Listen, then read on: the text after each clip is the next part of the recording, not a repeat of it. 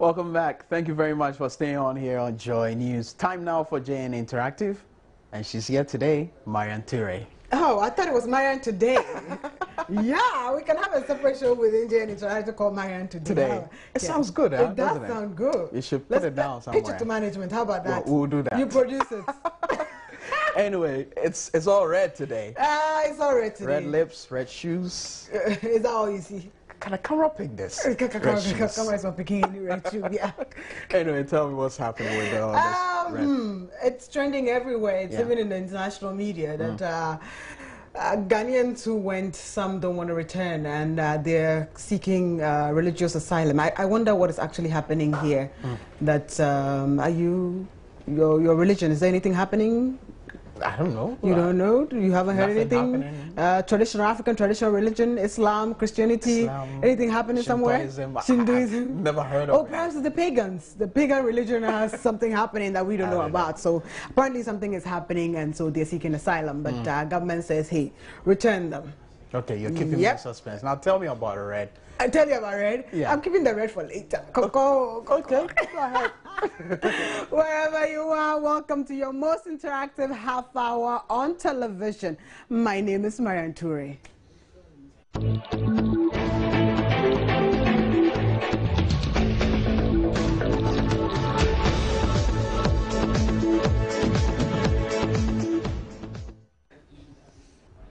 So welcome to your show. I'd like to announce all the social media tools that you need to get in touch with the show. We are on Facebook. You find us on facebook.com/joynews-on-TV. Like our page, comment on all the posts we put there. We'll amplify your voice by sharing what you're sharing with the rest of the world. We are on Twitter. We tweet at Joy News on TV and JN Interactive GH and at MN2Ray. 3 Twitter handles ready to retweet your thoughts. Joy News IM at multitvworld.com is our email address, and our WhatsApp number 054 010 9009. JN Interactive is where tech meets news to set the agenda. So Brazil 2014 will climax on Sunday, but before that, the scandals are rocking social media like a whirlwind. Reports making the rounds are that about 200 Ghanaians are seeking asylum in Brazil. They were lifted to Brazil by the government of Ghana to watch the World Cup and support our gallant Black Stars. But these fans have refused to return to Ghana, though, Ghana exited the World Cup stage, the first stage. We just came home. Yet these people say we are not coming home. And it would amaze you that we are actually trending everywhere, from social media to international press, that, even the BBC today had to feature us on Focus on Africa. And we were the headline. Can you imagine that? Let's take this. When we come back, I'll take you through the trending stories on social media. Now, Ghana is generally thought of as one of the more peaceful and stable countries on the continent. But today the government finds itself defending that image after a group of 200 Ghanaian football fans who'd gone to watch the World Cup in Brazil asked for asylum. They say they're Muslims running away from religious conflict. Ghana's government says the basis for the request is completely false and there's no religious conflict in the country. Let's get the latest from Brazil. The BBC's Gary Duffy is in our studio in Sao Paulo. Gary, we've heard about cases like this at the Olympics with other countries like Cameroon, but how unexpected is this from Ghana, and is there any more information on it? The latest information that we have is that national immigration officials are going to the south of Brazil, to this small city where these 200 people are claiming asylum, to conduct interviews. For the moment, their position has been normalized by the police, and so they will be allowed to stay on and to look for work. I have to say there is a fairly well-trodden path here of people coming to Brazil, and because normal migration laws are quite strict, they use this route of claiming claiming asylum, claiming problems in their home country, in order to establish themselves in the country, and they're given some time while this is investigated. And then at the end of that period, some people find that they're allowed to stay after all because they've adapted to life in Brazil, adapted to using the language, adapted to the lifestyle here. So at least one of these people has told the authorities and told a local newspaper that he came here with a World Cup ticket but has no interest in football whatsoever, and simply used it as a mechanism to get into the country. So we're actually asking, will you see greener pastures in Brazil? And how should the government actually deal with this issue? But there's a statement which I want us to all go through before we go to our first video blog on that government asks Brazilian authorities to deport asylum seekers back to Ghana. So if you went to seek asylum, if you have any family who went to seek asylum, call them and tell them that the president has issued a statement, or government led by a president has issued a statement that they should actually come back home, and that there's nothing happening here as far as we're all concerned. And the story says Ghana has asked the Brazilian government to deport the 193 Ghanaian soccer fans seeking asylum in that country as soon as their visas expire. And I am aware that most would have had a 90-day visa, which means 90 days, 30 by 3 is 93 months. So within 3 months, all of the people who went, if they haven't actually found their way out of Brazil through other channels or other countries, they ought to be deported by the Brazilian government. That is what the Ghanaian government is saying. And government has begun working the diplomatic channels to get the football fans who have embarrassed the nation by seeking asylum in Brazil sent home. This is according to the foreign ministry. And the fans were flown by government to Brazil to support the Black Stars in our World Cup. I'm sure you know about that already. But the quote says government states for the record that the basis for this alleged request is completely false, as no religious conflict is taking place in Ghana. And so perhaps there's an underground something happening, but we are not aware of that. And so government is actually disassociating itself with this particular issue. We have been out there and we're asking your views. You know that already. In our first video blog, we're asking you, will you actually want to seek greener pastures in Brazil? Let's take our first video blog. No, I don't think I will seek any greener pasture in Brazil. Looking at Brazil itself, they are even suffering, and they've gone on several demonstrations against their government. And I compare Ghana to Brazil, I see that the standards are almost the same. So why will I run away from Ghana to Brazil? Am I increasing my woes? So I think it is unnecessary, it is useless for me to seek asylum in Brazil. If it were to be US or UK or Canada, agreed, but not in Brazil. Nah, because I think that Ghana is in the same level with Brazil, so there is no need for us to seek greener pastures in Brazil. Ghana development is the same as Brazil. Yeah. If they are very positive about it and then they think in their own way it's worth it, I think it's good. Maybe they are trying to present their own grievances in some way, because if you go to the other countries, they do it as well through social media and then through a lot of mediums. You see, people would dress, or people would paint their face in some kind of style and then post it on social media just to, express their grievances at a particular thing. So I think it's worth it. Brazil is more advanced than Ghana, more developed than Ghana, and the economy in Ghana now is so bad. Our currency is bad, our income is bad, everything is bad, so I prefer Brazil to Ghana. Being in Brazil, it's more okay, it's more advanced, because the economy in Ghana is very bad, and Brazil is more advanced, and I think it will help some people, it will help some Ghanaians. I side with them. I mean, come on, going to a country and seeing how good they live and how better your life would be there compared to the life you are living here in your own country. I mean, why wouldn't I seek greener pastures? Yeah, that's what most of you are saying. And we want to find out how you think the government of Ghana, besides issuing all these statements and then asking that they be sent back home, how would you want government to deal with this issue? Let's take our next video blog.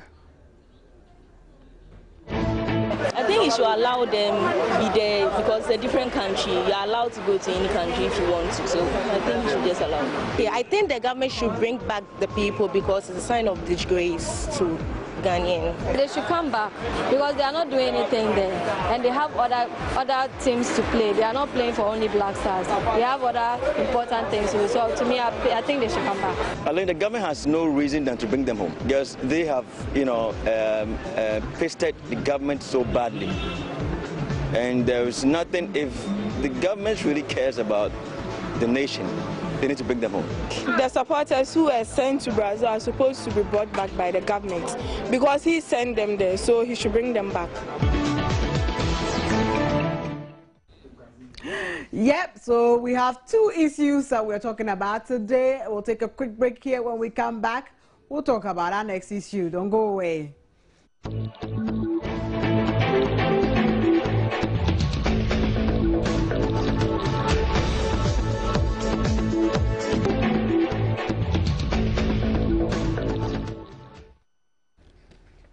Welcome back, welcome back. So I'll take some comments on that particular issue, our first issue, before I go to our second trending issue. And this one is on Brazil and the guys who just decided that they want to stay in Brazil and learn Portuguese instead of coming back home to Ghana. So Bismarck also says the Brazil government should deport them like refuse, which is about to dump on the refuse dump.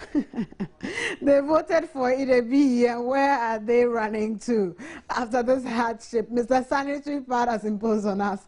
They should come back and reap what they sowed in 2012 election. People, you are mischievous. Thank God it's Friday. Christian Sabo says, good evening, Marian. This is very embarrassing and it's a disgrace to our only motherland called Ghana. The supporters must refrain from this bad attitude. I'm so sad about this issue. It's a pity. Your comments are funny, but you see, let's just exercise some decorum here because you know this is an interactive community and a lot of people are listening to what you're saying, and of course we don't want to wash our dirty laundry in public. So although we know what is happening, let's try and put everything all together, and some that are very personal, especially towards the president, and because I'm taking everything live, I can't pre-produce your comments, so please try as much as possible. But if I do find some that I find to be unsavory, I will skip it and then go to the next one. Prosper says, okay, Bernard says Brazil government should sack them. They are not Ghanaians, okay?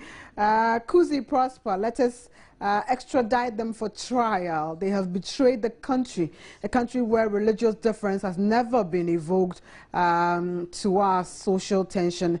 Economic reasons has turned religious, okay? Even those people, I believe they are secularists or Christians claiming Muslims just to make Islam a religion of victimization. That's what you think. Edward Yawamposa says, who caused Sam? I don't know who caused Sam Musa. And this one just says, ha ha ha, what is this? Chia, and that's coming from Abdul Aziz. Kwekuo Paris says, in fact, this World Cup has really brought us shame than glory. The government has to send the plane that sent the dollars to repatriate them with the same urgency as send the money. Shame to them, shame to us, shame to the government. Fix the economy. Newton Jeffer says, I think the people were not following the economic hardship in Brazil before the World Cup when people took to the streets demonstration prior to the World. But that's why they think they can stay in Brazil. What a shame, what a shame, what a shame. We'll drop off on that and go to our second issue. And the second issue is about Red Friday, the CSO seeking to make government accountable. And on the 1st of July this year, civil society group, the Concerned Ghanaians for Responsible Governance, embarked on what they call hashtag Occupy Flagstaff House, a demonstration that sought to petition government and ask for accountability from the President Mahama-led administration on the worsening economic conditions of this country. Sequel to that, the group has introduced what it calls Red Friday, a move that will see proactive Ghanaians wear anything red to further ask that government puts in measures to ensure the economy actually returns to some normalcy. And a lot of that is actually trending on social media. So we are asking on Join Interactive, in our second issue, are we asking that, or is government not being held accountable, and what way can we try and hold government accountable for that? There are so many comments trending on that. But before that, we've been out there to ask you, is this actually a worthwhile venture in your opinion? Let's take our video blog on that issue. Are you satisfied with the current state of the economy? Not really. To me, as a student, not really. It's kind of complicated. Yeah, I don't really know. But I think the government should do something about it so that education will be something smooth in the country. It's not that today somebody is going on strike and then the next day another school is going on strike and something like that. It should be something smooth so that we cannot get access to it. Almost everybody, even the toddlers ones, are even complaining that the economy is not going well. It's not going well. And I think it's clear. Everybody can see. And I think the government must wake up and do something about it. Because the way it's going, in fact, if people should be given the chance, they go act the goats. You see, it's unfortunate. It's very unfortunate. We less expected the government to hold the economy up to this sorry to say, nasty extent. In fact, it's very bad. Everybody is complaining. Everybody. And you can't even buy food to your satisfaction. What type of economy is that? If this had been the way it was going in fact, people could have even killed themselves, hanged themselves. It's very unfortunate. In fact, the government must do something. Those who are championing this cause are talking about economical issues.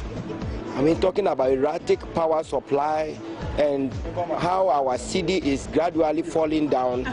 It's worthy for them to, and we are not talking about somebody who is concerned. We are all concerned because it's mostly affecting all of us.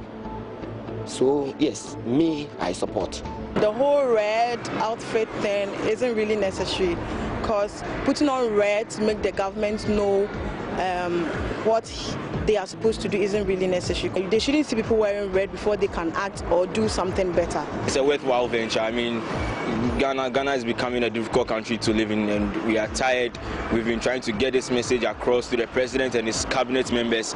Wearing red attire on every Friday, I think this will also help, in addition to our subsequent demonstrations that we've held. To dress in red costume and post them on social media, I don't know how it's going to take a toll on the government policies. But maybe, things have changed with African perception of certain things. So I'm sure that probably, it's going to have some influence on the government policies when it comes to decision making and then, the whole economy. I think it's a worthwhile venture because the cost of living in the country is extremely high. And if such people are agitating, then it means that the government should listen to them, or the powers that be should listen to them. So if you join us on Twitter now and you put in the hashtag Red Friday, several people are following it, some celebrities also, and they're tweeting with that and saying all the things that you're doing. Let's try and look at it now. And as this one says, Kamabio, you tweet at Kamabio, let's stand up and be counted. That is what you are thinking Red Friday is all about, and you're tweeting with that. And One Love the Kubol actually tweeted, and someone asked why he's not joining Red Friday. And his response, Mahama give me chapat, so the red no be problem. And that is what he's saying. I'm hoping that, we can project it and see it together so it doesn't look like I'm saying something which is not in place. I don't want to be quoted as saying something that I didn't say myself. Kaiser Helbeck Edo is actually joining Red Friday with one of the kids from a suitcase in Sweden. JDM, do you want me to have a future in Ghana? And Kaiser is actually on vacation in Sweden at this moment, and she's put her child in a suitcase in red to actually emphasize that, so we know. Now your quote tweet at Daniel Bina says Red Friday means there's a growing civic movement in Ghana in the face of a struggling economy. And the other pictures that are trending there, here you would see Jessica Saforo of City FM actually has a hashtag ready to say Red Friday Occupy Flagstaff House. And that's what I was talking about with One Love the Kobola. He says, Mahama give me child parts, so the red no be problem. RT, go do Red Friday. That's what he's trying to say.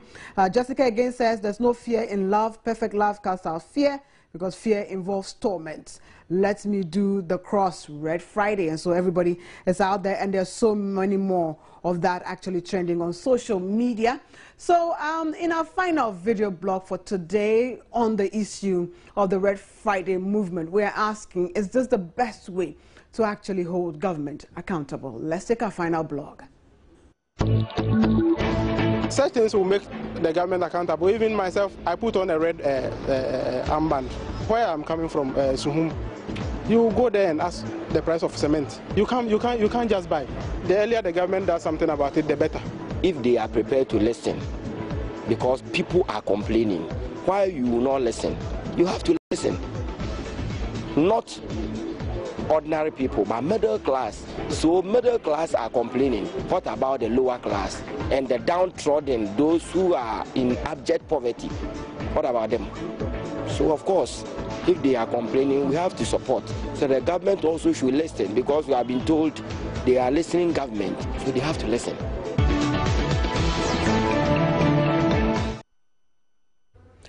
Yeah, that is what everybody's saying there. Let's take some comments that are trending on social media on this Red Friday issue.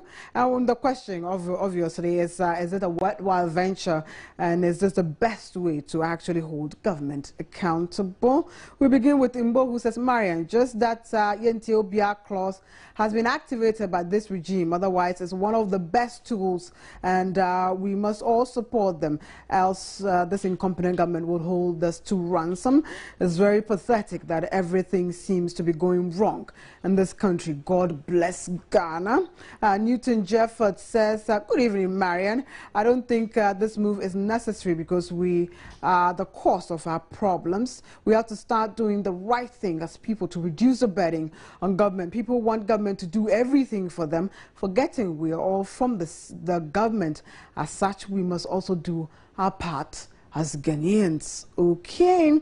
Paul says, why all these in Ghana, Mr. President? The people who are around you are not helping, and you have to sack them for competent people to help the economy.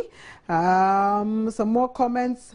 Ibrahim Baba says, Marian, I think this is the only language the government understands, and after severally increasing utility prices, increasing the prices of goods and services, foreign currencies keeps going up, and inflation is always rising. All these times, workers' salaries have maintained the same. So how do we expect these workers to survive under these harsh conditions? A few more of your comments. And Omari Jr., I believe this will always remind the government to sit up. So you actually are in favor of all of these demonstrations, if I can call it that. Abdul Razak from Tamale, indeed, it's a good step in order to keep the government on its toes, because our economic woes continue to deepen, and the government is unconcerned. We are tired of this incompetent and visionless administration. Seidu said they should bring back our Ghana. You started a new hashtag there. Taya says, ask again. They willing to listen. They said they willing. Wow, nice construction. They will not listen. So the short form of will not is willing. Okay, nice. I mean, Moro says, if only the government cares of the cry of the people, government will listen.